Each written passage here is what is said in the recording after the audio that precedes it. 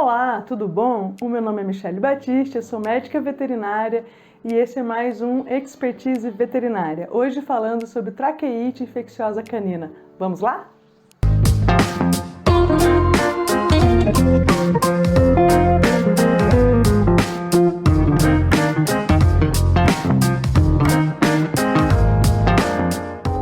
Tudo bom com você? Então, eu resolvi gravar esse vídeo porque há pouco tempo eu recebi uma mensagem de um ex-aluno meu perguntando: prof, eu tô com uma dúvida, eu tô com um cão com tosse seca, recorrente, e eu não tô sabendo muito como abordar.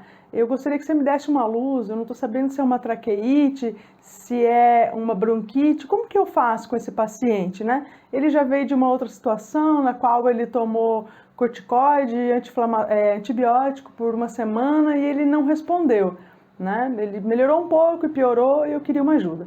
Então, eu vim aqui fazer o convite para a gente falar um pouquinho mais sobre isso, vendo que é uma necessidade, né? Vendo que é uma dúvida de alguns médicos veterinários. Vamos conversar um pouco sobre isso? E eu já aproveito para te convidar para deixar aqui nos comentários o seu comentário sobre a doença, a sua colaboração, para que a gente troque informações o máximo possível. Tá bom? Então a ideia aqui é a gente fazer um pequeno brainstorm, né? Da gente pensar sobre, vou jogar algumas coisas da minha prática, da minha rotina clínica para vocês, no sentido de ajudá-los aí a esse diagnóstico. Vamos lá? Então a traqueite infecciosa canina, ela é ou complexo respiratório canino, né? Ou tosse canis. Ela é uma doença, né? Caracterizada por afetar a traqueia dos cães. E a característica principal, o que mais incomoda os tutores é uma tosse crônica, seca, que eles dizem improdutiva, mas que a gente tem que tomar cuidado porque não é fácil classificar uma tosse de cachorro em improdutiva ou produtiva, porque nem sempre a gente consegue ver a secreção, né? Como eles fazem a deglutição do material, então nem sempre a gente consegue ver essa secreção. Mas a queixa principal é essa, e muito comumente essa queixa ela vem associada da seguinte fala: doutora, o meu cachorro ele tosse sem parar, vai me dando uma angústia e ele tosse tanto que ele engasga e vomita. E eu acho que ele comeu um osso, eu acho que ele comeu algum objeto, ele deve ter alguma coisa parada na garganta, porque ele não para de tossir e ele passa as mãozinhas, ele passa as patinhas na boca, às vezes na tentativa parece que ele quer tirar alguma coisa dali, né? Então é muito recorrente essa fala, principalmente a fala do tosse muito até vomitar, ele está engasgado. Então, a primeira abordagem a gente tem que, a gente precisa acalmar esse tutor, falar para ele: calma, a gente, né, vamos verificar direitinho, vamos ver o que está acontecendo. Aí você pergunta há quanto tempo ele está tossindo, né? Então vamos fazer a anamnese. Há quanto tempo seu cachorro está tossindo? Ele come? Ele brinca? Ele tosse mais quando faz exercícios físicos, quando ele sai correndo? Normalmente a resposta vai ser que ele está tossindo de 3 a 5 dias, de forma muito intensa, que ele brinca bastante e no sair correndo ele tosse mais, que quando ele está na coleira ele tosse mais, né? E que esse cão sim, ele come, ele bebe e ele faz uma ânsia muito forte para vomitar, mas não vomita nada. Por isso que o tutor acha que ele tem um objeto estranho ali na região da garganta, do esôfago, enfim, né? Nós vamos continuar agora a nossa avaliação física, né? Com uma boa ausculta respiratória. A gente tem que tomar cuidado para a gente descartar a possibilidade de uma bronquite ou de uma pneumonia, então a gente tem que, né, buscar por uma ausculta respiratória limpa, livre de estertores, livre de sibilos. Febre também, então verificar a temperatura do paciente. A febre é um indicativo da presença bacteriana, né? Não é patognomônico, mas é um indicativo de presença de uma infecção concomitante com a presença da bactéria como um patógeno. Mas a gente precisa lembrar que o complexo respiratório canino, né, que é a traqueite infecciosa canina, ela pode ser causada por diversos agentes, né?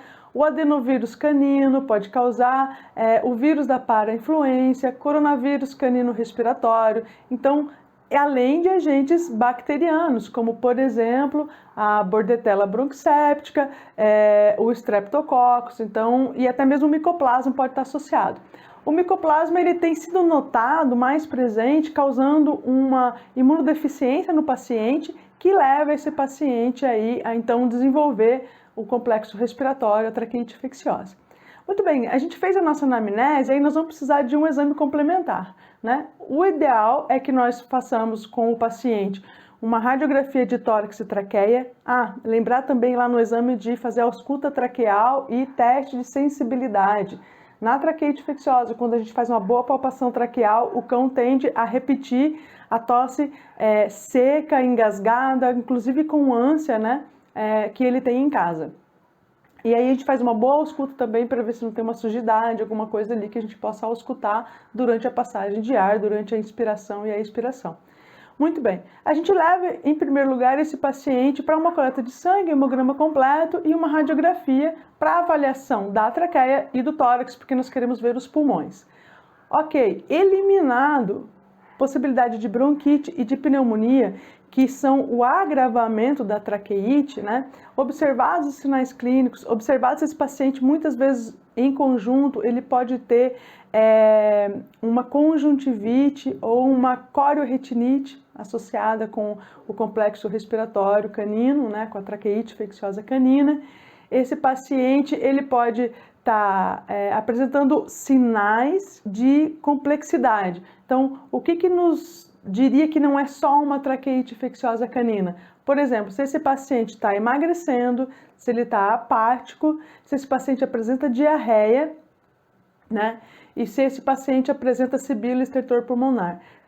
E inclusive, se esse paciente apresenta convulsões. Se eu diagnosticar esses sinais clínicos, eu tenho que pensar numa doença primária mais grave, como por exemplo a sinomose, tá? Ou uma pneumonia que já aconteceu, que já pode ser inclusive secundária a uma traqueite que começou lá atrás e que foi de certa forma negligenciada ou subdiagnosticada, tá? Na ausência desses sinais mais graves, né, o que a gente vai fazer? A gente vai pensar que a rinotraqueite, ela normalmente então ela vem com os sinais de tosse, o sinal de ânsia de vômito, pode vir sim uma corioretinite, uma conjuntivite que a gente vai tratar, isso daí, né? Então a gente vai usar um colírio com anti-inflamatório, na ausência de úlcera, anti-inflamatório esteroidal, ou pode ir direto no colírio com anti-inflamatório não esteroidal associado ao antibiótico. E com relação à traqueite, ela é semelhante, a gente pode explicar para o tutor, que ela é semelhante a uma gripe humana. Então, como é um complexo simples, tende a ter uma cura espontaneamente. Então, a gente age sobre a sintomatologia. Nós podemos usar, por exemplo, a hidrocodona como um antitussígeno. Só temos que cuidar com aqueles pacientes com doença renal intensa, insuficiência renal, porque nós podemos ter um agravamento e ela pode causar uma certa sedação. Por isso também os antihistamínicos não são muito indicados, né? Então, antitussígenos pediátricos, eles são interessantes, mas é bom você investigar a ação de cada um para o seu paciente. E fica aqui um alerta, né, um cuidado com pacientes idosos, insuficientes renais e cardiopatas e pacientes com doenças respiratórias, porque os antitussígenos, em boa parte, podem causar uma depressão cardiorrespiratória. Então, vamos com cuidado nos antitussígenos, tá bom? O lavado traqueal, junto com o raio-x, é um exame que vai nos dar um diagnóstico, uma possibilidade de diagnóstico correto e mais correto ainda se a gente fizer PCR, né, para a identificação desses diferentes agentes patogênicos. O problema de fazer a PCR é que ela não vai mudar muito a minha conduta e eu vou ter um atraso no início do tratamento. Então, na conduta clínica, no dia a dia, apesar da traqueite infecciosa, se for só a traqueite mesmo, viral, ela não ter a indicação bacteriana de antibiótico terapia, perdão, justifica o uso de antibióticos sim, tá? Então, na impossibilidade de fazer o lavado traqueal, o que a gente vai fazer? A gente vai entrar então com a antibiótico terapia associada a medicações que vão tratar os outros sinais. Então, vamos lá, Michele, por partes, né, para não ficar complicado. O paciente passou por hemograma completo, passou por radiografia, passou ou não por PCR e lavado traqueal. Excluamos esses dois que às vezes nem sempre a gente tem acesso, mas a gente conseguiu tirar dele a questão de uma pneumonia, por exemplo. Pneumonia a gente fala num outro momento. Aí o que a gente vai fazer com esse paciente? A gente pode entrar com um anti-inflamatório não esteroidal sistêmico, a fim de aliviar dor e tosse. Se ele tiver rinite associada, uma boa opção é o uso de sprays nasais à base de hidrocortisona ou de budesonida. Particularmente eu gosto da budesonida, pode ser usado um jato a cada 6 horas durante 3 dias. Isso alivia muito a sintomatologia do corrimento nasal, dessa rinite que incomoda bastante o paciente e não vai ter um efeito sistêmico do anti-inflamatório esteroidal. Tá? E aí a gente entra com antibiótico terapia de amplo espectro para vias aéreas superiores. Então, quando a gente pensa em vias aéreas, uma boa opção, uma excelente opção é a amoxicilina com clavulanato, né? Então, a gente fazendo se o meu paciente tiver febre, aí eu também vou associar uma dipirona, ok? É fundamental, restrição de exercício físico por pelo menos 7 dias.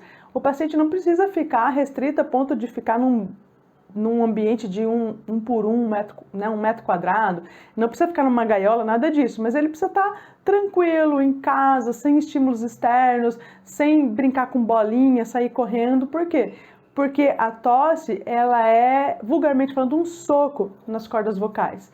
Então, cada vez que o paciente tosse, ele está fazendo uma agressão mecânica na região da traqueia e das cordas vocais desse paciente. Isso por si só causa uma irritação que vai levar a mais tosse, que vai levar a um agravamento do quadro. Então a gente evita. Cuidado com os antitussígenos, já ficou a dica ali, né? Mas pode usar por um período de 2 a 3 dias, mas cuidado com eles. E a antibiótico terapia precisa ser acompanhada. Então o período mínimo é 7 dias. O período efetivo, na minha prática clínica, agora eu vou falar sobre medicina baseada em evidência. Na minha prática clínica e de alguns colegas, é de 14 dias de antibiótico terapia BID, tá? Se tiver um micoplasma associado, indica-se o uso da doxiciclina. Aí também faz 7 a 10 dias doxiciclina e não faz a amoxicilina com clavulanato, tá bom? Acompanhe esse paciente, ele tende a ir diminuindo essa tosse gradativamente até ficar completamente livre.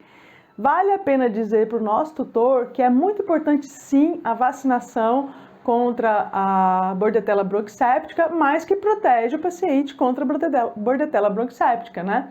Não vai proteger o paciente para os outros agentes, então é possível que esse paciente tenha uma traqueite infecciosa em função de outros agentes, mas o mais comum é o agente para o qual a vacina faz a proteção, tá bom? Então eu desejo a vocês muito sucesso, é uma traqueite infecciosa canina aí, tratada com seriedade, tende a não complicar. Muito cuidado, faça um bom acompanhamento, uma radiografia a cada 14 dias, porque a gente pode ter uma evolução, ou na piora do paciente, uma radiografia antes, para a gente evitar aí uma evolução para uma pneumonia, que aí sim nós teríamos um desafio maior para lidar com o nosso paciente. Ah, Michele, eu gosto de trabalhar com estimulantes do sistema imunológico. Ótimo, uma vitamina C é bem-vinda, melhorar o trato a absorção do trato intestinal é muito bem-vinda, e aí eu tenho uma dica muito legal sobre isso, de como melhorar a saúde intestinal e a capacidade de absorção do intestino, que vai estar num outro vídeo futuro aí, bem próximo, que a gente vai disponibilizar aqui. Talvez ele até, quando você esteja assistindo esse vídeo, ele já até esteja disponível.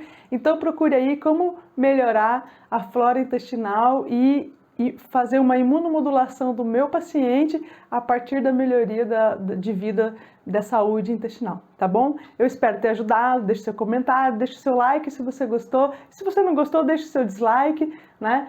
Se você sentiu falta de alguma explicação ou se você tem algo para complementar, por favor, coloque nos comentários, compartilhe esse vídeo com quem você acha que de repente pode ajudar e vem fazer parte da família Expertise Veterinária. Até a próxima!